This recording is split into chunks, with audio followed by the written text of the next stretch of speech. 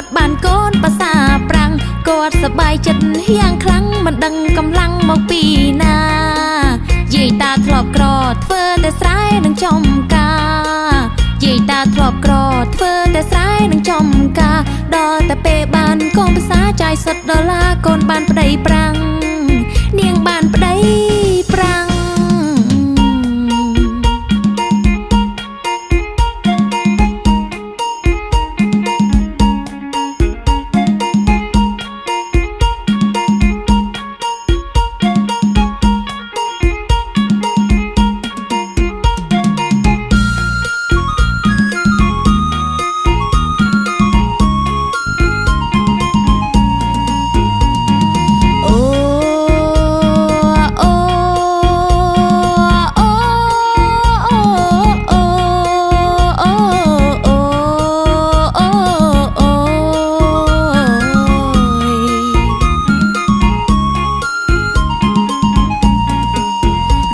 កូនស្រីផ្ញើតាយាយនៅប្រាំងខែ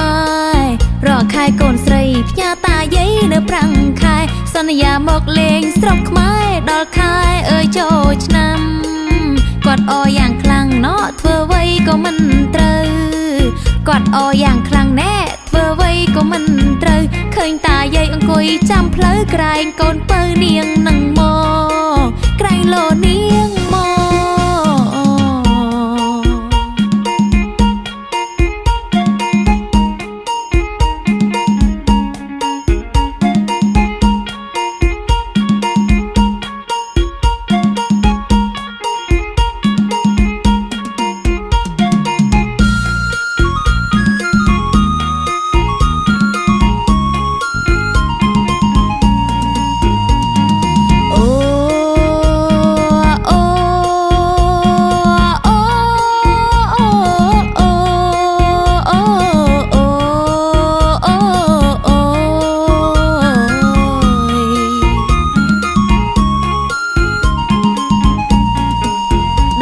ចូលឆ្នាំអង្គុយចាំមិនឃើញម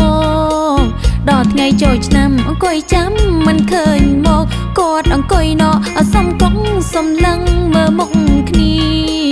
យាយស្រ័យសួរតាកូនផ្សាមិនម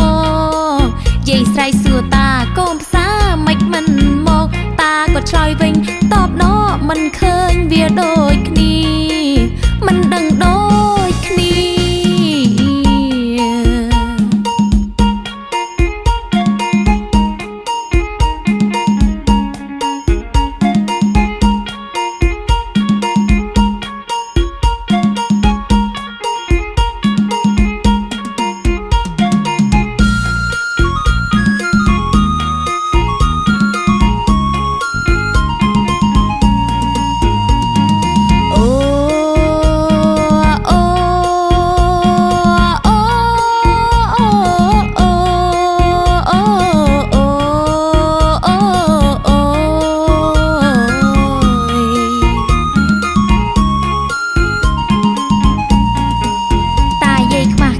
ខំដើរអួតឡើងពេញស្រុក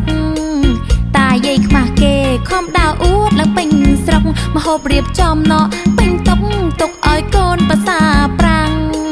យាយតាខូចចិត្តឬកូនស្រីភ្លេចម្ជូរកាសាំងយាយតាខូចចិត្តឬកូនស្រីភ្លេចម្ជូរកាសាំងឬនាងភ្លេចប្រហុកអាំងរវល់ខ្លាំងឬកូ